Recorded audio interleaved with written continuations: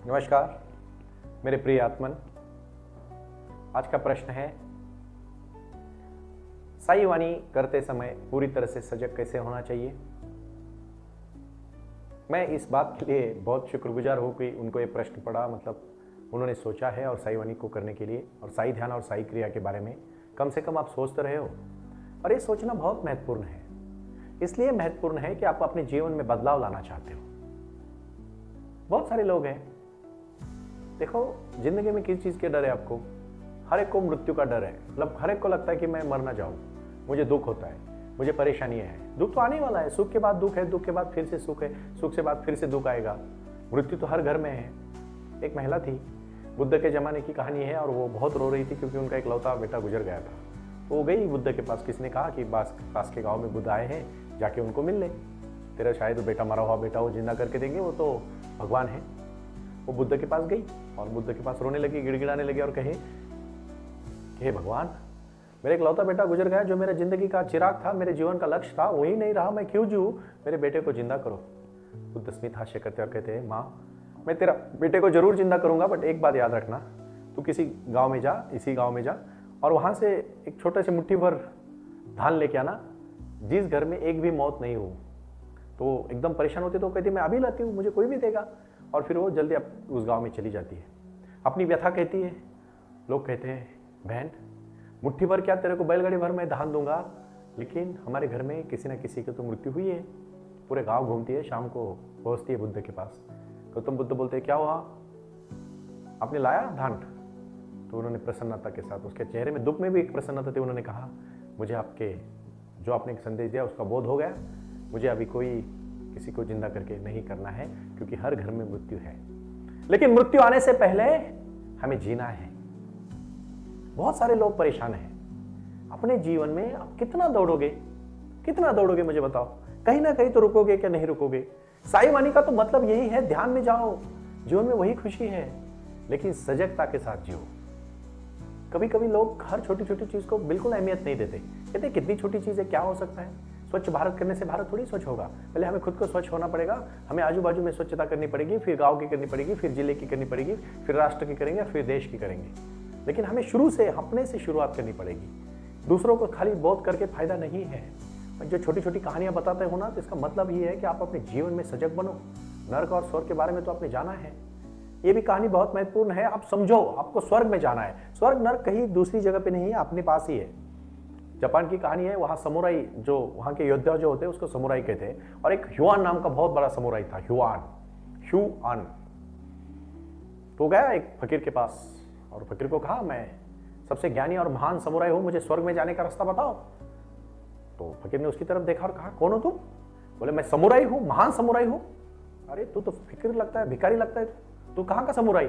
उसको तुरंत गुस्साया, उसने तलवार निकाली और उसको मारने लगा। तो उसने कहा, रुक, देखिए नरक है, तू जो कर रहा है ना अभी, ये नरक है। गुस्सा नरक है, शॉर्ट टेम्पर्ड होना नरक है, गाली देना नरक है किसी के साथ। मैं भी मेरे जीवन में कुछ गलतियां, मैं पहले जब बहुत जोर शोर से बात करता था, थोड़ी थोड़ी चीजों से मुझे भी गुस्सा आता था, लेकिन जब मैं साई वाणी करने लगा, बाबा ने एनलाइटमेंट में मेरे जीवन में बदलाव लाया, मैं खुद बदल गया।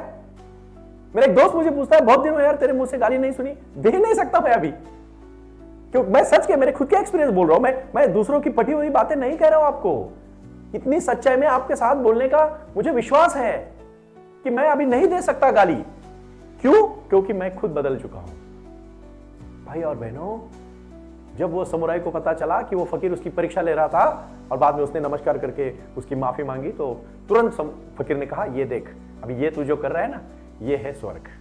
मतलब नम्रता से, लीनता से, विश्वास से, प्यार से, समोपचार से अपने एक दूसरे का हाल पूछ के जीना मतलब है स्वर्ग। और गुस्सा करना, गाली देना, तलवार से मारना, यह है नरक। देखो ना, कितनी सारी समस्या सिर्फ गुस्से से पैदा हुई है। अपने जीवन में कुछ करना चाहते हो भाई और बहनों, तो आपको बदलना पड़ेगा, बदलाव लाना पड़ेगा जीवन में। आपको बहुत सारी चीजें ऐसी है, आपको खुद को बदलनी पड़ेगी। और जब एक बार बदल गई तो आपको किसी चीज की फिर जरूरत नहीं है डरने की। यही तो बात है, यही तो जीवन है। क्यों मैं बार बार ये कह रहा हूं आपको कि अभी आपको क्या करना है? सजगता से रहना है। एक बार एक ऐसी तीसरी और महत्वपूर्ण कहानी है। सजगता क्या है, ध्यान क्या है, जीवन क्या है, साई की क्रिया क्या है, साई बाबा ने क्या सिखाया अपने भक्तों को। साई चरित्र का महिमा शुरू करते समय मुझे कहना है आपको, जब आप शिरडी जाते हो ना, तो मुझे आप सबसे विनती है, एकदम एकदम मेरी आपसे मन से एक मनोकामना है, जो आप मन में चाहोगे वही बाबा करने वाले हैं। जो आप मन से चाहोगे ना, वही चीज को बाबा आपको देने वाले हैं। आज आपको साईं बाबा के मन में आपके बारे में अगर कुछ अच्छा लाना है और बाबा को आपकी मनीषा को पूरे करने के लिए बाबा के सामने रखना है, तो आज आपको जो चाहिए वो बड़े आवाज से मन के मन में ही और अपने रूम में, अपने घर में, आपके छत पे जोर से कहना है, हे साईं, मेरा सपना पूरा करो और मुझे वो आशीर्वाद दे दो जो आशीर्वाद मेरे जीवन में बहुत महत्वपूर्ण है। आपको बोलना पड़ेगा, आपको खुद से बात करनी पड़ेगी।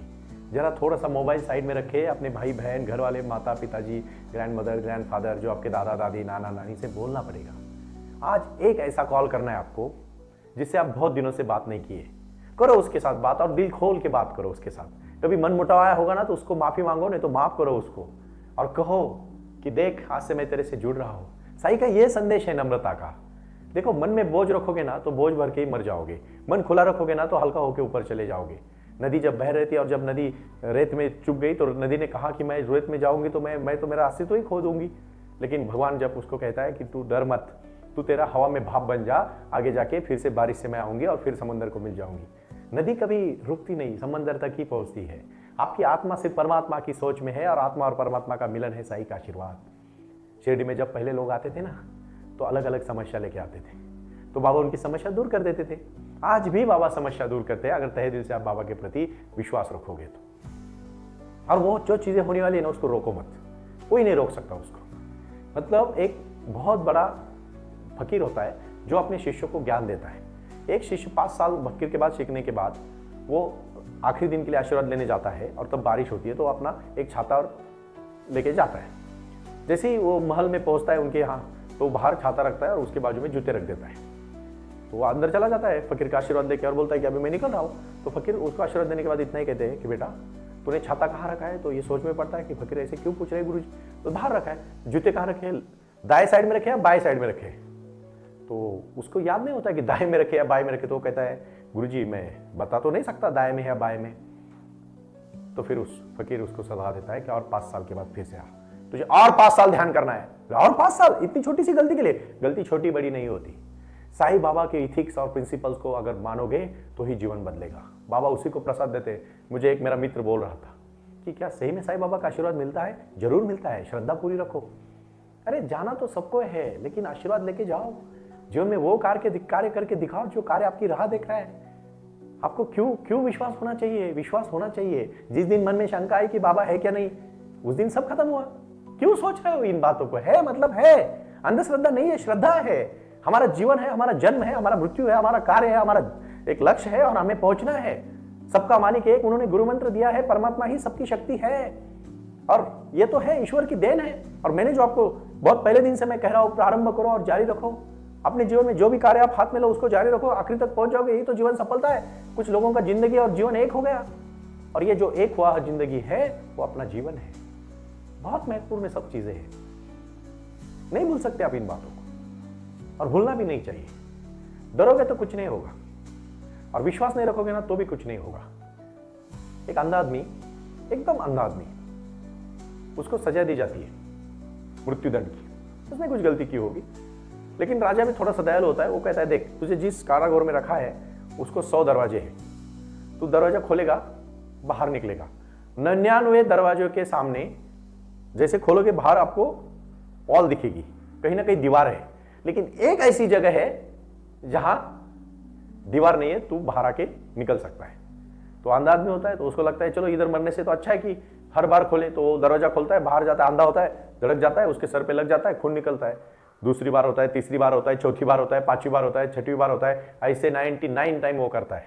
हर दरवाजा खोलता है, बाहर जाके धड़कता है। लेकिन क्या होता है सुनो, जब 99 टाइम जब वो करता है तो उसको एक बार परेशान लगती है, अभी दरवाजा तो खोला है, मुझे पता है सामने जाके वॉल ही है, दीवार ही है, मैं तो धड़कने वाला हूँ, खूनी आने वाला है, तो ऐसा करते चलो इसको छोड़ के आगे में चले जाते। और उसी समय बाहर का दरवाजा खोला होता है, वहां दीवार नहीं होती है, लेकिन वो मन को निराशा में आता है और आगे जाता है फिर से 99 चक्कर लगाता है। यही तो हम कर रहे हैं। हम इतने, हमारे अंदर सब कुछ है, हम बाहर ढूंढ रहे। हर कोई ऐसा जीता है कि हम मरने वाले नहीं है। अरे तू राजा भी होगा ना तो भी मरेगा। एक राजा था, उसको सपना आता था सुबह 4-5 बजे कि वो मरने वाला है, तो वो डर जाता है, वो अपने वजीर के पास जाता है, वजीर को कहता है यार देख मैं रात को सो नहीं पाता हूँ, सुबह सुबह तो मुझे हर दिन सपना आता है कि मुझे कोई ना कोई यहाँ के मारने वाला है। तो वजीर वो थोड़ा उसको सबक सिखाना चाहता है। तो वजीर कहता है देख क्या आता है तेरे सपने में? बोलता मेरे सपने में ऐसा आता है कि यमराज यहाँ आ रहे मेरे सामने खड़े और मुझे अभी लेके जाने वाले। तो वजीर कहते तो ऐसा कर अभी यहाँ से 100 किलोमीटर दूर जा, लेकिन 24 घंटे के पहले आपको पहुंचना है। वो 100 किलोमीटर 24 घंटा वो अपने अच्छे घोड़े को लेता है, घोड़े में बैठता है और सीधा निकलता है। मरने से अच्छा है उसको लगता है कि वहां जाके ना मरूं। यमराज तो वहां भी जैसे ही 24 घंटे में वहां पहुंचता है, एक पेड़ के नीचे आराम से शांति से बैठने लगता है। दिन भर थका माजा अपने घोड़े को दौड़ाते खुद दौड़ते वहां पहुंच जाता है, पेड़ के नीचे बैठता है। सुबह सुबह वही यमराज पहुंच जाते हैं शाम को और कहते हैं अच्छा हुआ मुझे वहां तक आने के लिए आपने तकलीफ नहीं दी, आप खुद ही आए, चलो मेरे साथ। अरे मरना तो है भाई, हर जगह पे मरना है, आप डरते क्यों हो? कितने सारे बच्चे कहते हमें इस बात का डर लगता है। किस बात का डर लगता है? कौन हो तुम क्या कोई ऐसे ताम्रपट लेके आए हो क्या कि तुम 500 साल जीने वाले हो? लेकिन डरो मत, सजगता के साथ जियो। उसको पता मैं हर कहानी के बारे में आज आपको कहना चाहता हूं। मैं इसलिए कहना चाहता हूं कि मेरे मित्र ने मुझे कल उदयपुर से फोन किया, प्रेमाराम भारद्वाज नाम है उनका। प्रेमाराम ने मुझे पूछा मुझे हर दिन डर लगता है। किस बात का डर लगता है प्रेमा? तू किस बात के लिए डर रहा है? अरे जिंदगी आज है, इसको जी ले खुल के, सजगता के साथ जी ले, हर चीज को तू ध्यान में ले ले। सजगता जिस दिन आएगी आपको कोई नहीं फंसा सकता, सजगता जिस दिन आएगी आपको कोई नहीं डरा सकता और अपनी जीवन की शाश्वत आपत्ति हो चलेगी। पता चलेगी ना कोई उस औरत को बच्चा प्यारा था, लेकिन जब गौतम बुद्ध ने बोला ऐसे घर में जा जहां कोई मरा नहीं है, कोई भी नहीं उसको मिला, तो इसका मतलब हर घर में दुख है। दुख क्या सिर्फ अपने पास है क्या?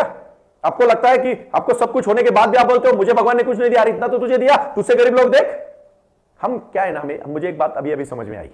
कुछ दिन मैं जब जाता हूं इतने हजारों लोगों को मिलता हूं, क्योंकि मैं आपको फिर से कहूंगा मैं खाली भाषणबाजी करने के लिए यहां नहीं रुका हूं, बिल्कुल नहीं रुका हूं। मुझे बिल्कुल कोई सिर्फ इंटरटेनमेंट करने में मजा नहीं। अगर आपका जीवन नहीं बदलेगा मैं कुछ नहीं बोलूंगा।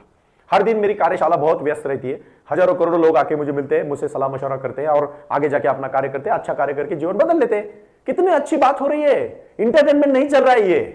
ये ध्यान और ज्ञान है ना, ये आप सबके लिए है और बदलाव लाना चाहिए। साईं बाबा का आशीर्वाद है। 108 बुक जो मैंने लिखे, पद पद की खोज से लेके जीवन में आए हुए क्रांति तक और योग का महत्व से लेके व्यायाम का महत्व तक, इस बात को बहुत अच्छी तरह से ले लो भाइयों। माफ करिएगा कभी अगर मैं आपको कुछ बात अगर कही चुभने लायक कही तो मुझे माफ कर देना, मेरा इतना हक नहीं है, लेकिन आपका एक भाई हूं मैं। साईं का आशीर्वाद जो मुझे मिला मैं आप सबको देना चाहता हूं। जीवन में क्रांति करो, क्रांति। और क्रांति ध्यान के बगैर नहीं होगी, क्रांति लक्ष्य के बगैर नहीं होगी। क्रांति जीवन का मकसद जब तक तय नहीं करोगे तब तक नहीं होगा और कभी कोई समय नहीं जाता है। जिस दिन जागे उस दिन सवेरा। जो भी उम्र होने दो, रहने दो, उठो जागो और तब तक मत रुको जब तक जो तय की और ना मिले। देखो जिंदगी कितनी खुश है, इतनी अच्छी खुशहाली भरी जिंदगी है ना अगर लक्ष्य है तो। और सकारात्मक सोच, कितना भी कोई नेगेटिव बोले अपने में मत हिलना। आपका अंदर का दिया अगर बहुत तेज है ना तो आपको कोई बुझा नहीं सकता, इतना याद रखना। बाहर से कोई भी कुछ भी बोलेगा लेकिन अंदर का दिया आपका बहुत बहुत मजबूत और एक स्ट्रांग होना चाहिए। मैं इसलिए बीच बीच में इंग्लिश शब्द यूज करता हूँ कि हिंदी भाषा में कुछ लोगों को शायद समझ में आए ना आए। मेरा उद्देश्य भाषा का नहीं है, मेरा उद्देश्य भाव का है, मेरा उद्देश्य प्यार का है, मेरा उद्देश्य साई संदेश का है। साईं बाबा अपने भक्तों में चावड़ी में जहाँ जहाँ बाबा जाते थे शिरडी में, हर जगह पे लोग इकट्ठा होते थे।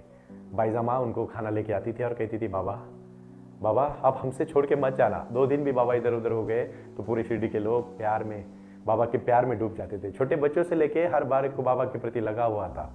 और बाबा जब बाईजामा खाना लेके आती थी तो बाबा वो खाना बहुत प्यार से खाते थे।